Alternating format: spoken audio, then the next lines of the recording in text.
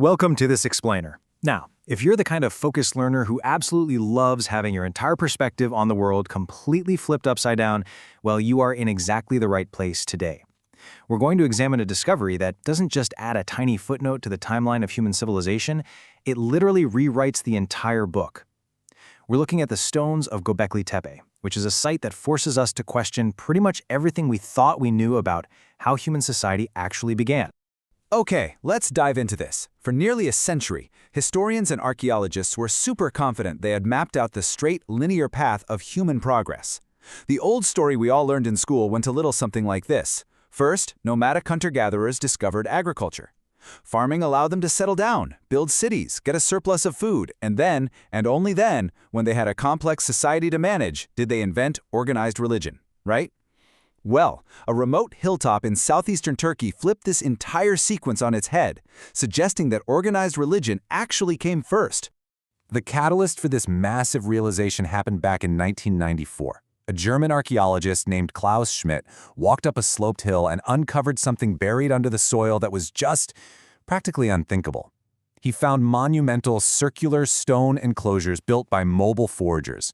We're talking about hunter-gatherers who had no metal tools, no pottery, no domestic animals, and absolutely zero agriculture. And the timeline? That is the part that's truly staggering.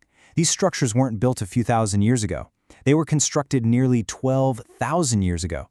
We are talking about the period between 9600 and 8200 BCE, right at the absolute dawn of the Neolithic period. That is thousands of years before the very first seeds of wheat were purposefully planted in the ground by human hands. So the crucial takeaway here is captured perfectly in a famous dictum from Klaus Schmidt himself. First came the temple, then the city. This simple sentence is a total paradigm shift for us. It means we have to start looking at organized belief and religion not as some byproduct of a civilized society, but as the actual engine that drove human civilization into existence in the first place. To really wrap our heads around the sheer scale of what these hunter-gatherers achieved, just consider this number. The site features central limestone T-pillars towering up to 5.5 meters tall, and they weigh up to 16 tons. Quarrying and moving 16-ton solid stone blocks without wheels or beasts of burden is hard enough to imagine. I mean, think about how hard it is just to get your friends to help you move a couch. This demanded an immense level of social organization and collective will that we previously thought was just impossible for nomadic foragers. Section 1. Stones with Souls, focusing on animism and shamanism. To really comprehend Göbekli Tepe, we've got to step into the minds of its builders. What did these colossal pillars actually represent to the folks who carved them? See, these monoliths aren't just decorative posts holding up a roof. They're highly stylized, giant anthropomorphic figures. If you look really closely at the carvings, you can see long arms resting along the sides, hands meeting at the waist, and even depictions of clothing. These are giant superhuman entities, perhaps powerful ancestors, watching over the enclosures, and they're surrounded by these incredibly rich animal reliefs that act as their spiritual companions. This rich animal imagery points to a deeply animistic worldview. For these Neolithic builders, the physical world and the spiritual world were highly permeable. The boundary between human and non-human, or the living and the dead, it just didn't exist in the rigid way we see it today. Every single stone, animal, and natural phenomenon was perceived to have a living soul or a specific spiritual purpose. Now you might be wondering, how did they interact with this spiritual world? Recent studies like the 2023 work by Oliver Dietrich suggest this wasn't some highly organized church with fixed scriptures and dogmatic priesthoods. Instead, Göbekli Tepe was likely a center for ecstatic, shamanic practices.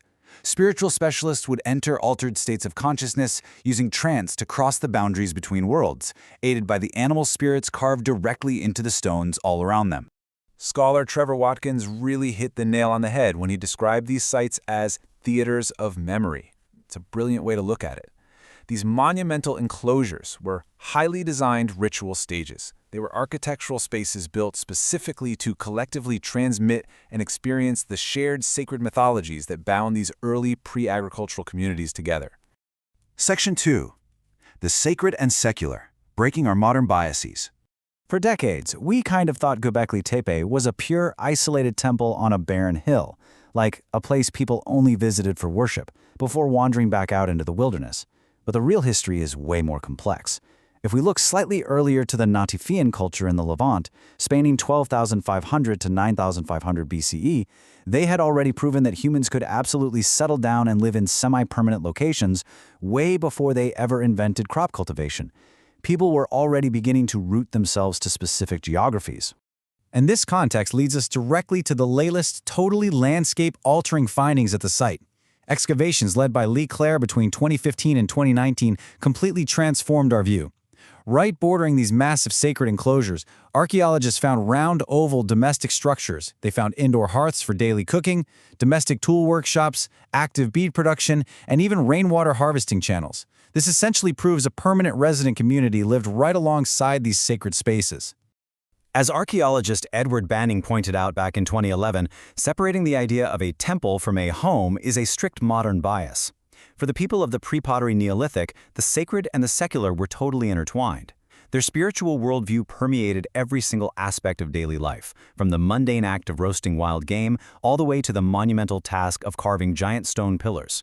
Section 3, the seed of agriculture and the monumental logistics of building the temple. All right, get ready, because this is where we uncover the most revolutionary implication of this entire site.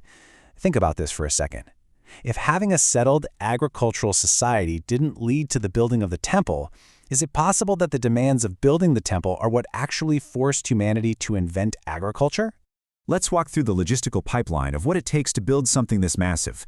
First off, you have to coordinate and gather hundreds of pre-agricultural foragers. Next, to keep them working on 16-ton stones, you've got to feed them.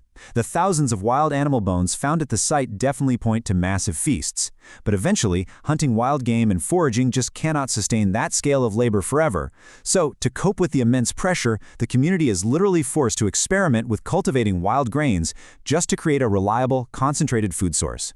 And the evidence for this is absolutely mind-blowing. Geneticists have traced the wild ancestor of all modern domesticated incorn wheat directly to the slopes of the Karakadal Mountains. And where are those mountains located? Just 30 kilometers away from Göbekli Tepe. That proximity is for sure not coincidence. The need to feed the temple builders quite literally planted the seeds of the agricultural revolution. This aligns perfectly with French archaeologist Jacques Cavin's 1994 theory, which he famously called the revolution of symbols. Cavin argued that the transition to settled farming life wasn't just driven by climate changes or environmental pressure, but by a massive cognitive and spiritual evolution. Humans developed shared mythologies that allowed them to cooperate on a scale never seen before. Göbekli Tepe is the physical proof that a monument born of shared belief forced humanity to invent farming just to survive it. And finally, Section 4, belief becomes architecture, the monumental threshold. Now, to really understand this site as a monumental threshold in the human story, we have to look back. See, Göbekli Tepe didn't invent religion out of nowhere.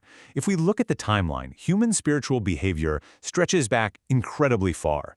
300,000 years ago, we see the symbolic use of red ochre. 100,000 years ago, we see intentional burials with grave goods at sites like School and Kafse. And 40,000 years ago, we have the breathtaking cave art of Lascaux and Chauvet. We've had spiritual beliefs for a really, really long time. But 9600 BCE, that marks a massive threshold. Why this matters, and what you should absolutely take away from this explainer, is that Göbekli Tepe was the very first time in human history that our spiritual impulses were channeled into permanent, monumental stone. It was designed to endure across generations. This is the exact definable moment when human belief physically transformed into architecture.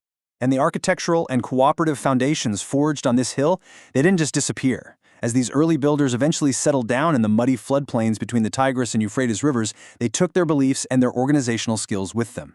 Göbekli Tepe basically set the structural template for the great temple states and the towering Bronze Age ziggurats of Mesopotamia that would follow thousands of years later. It's a journey that reveals just how deeply our drive for meaning has shaped the very structure of our civilization. So as we wrap up this explainer, I want to leave you with the question to really think about. What do you think is the most surprising thing about the temple builders of Göbekli Tepe? Is it their engineering, their art, or the fact that their spiritual ambition may have accidentally invented farming? Keep exploring, keep questioning, and thank you so much for learning with us today.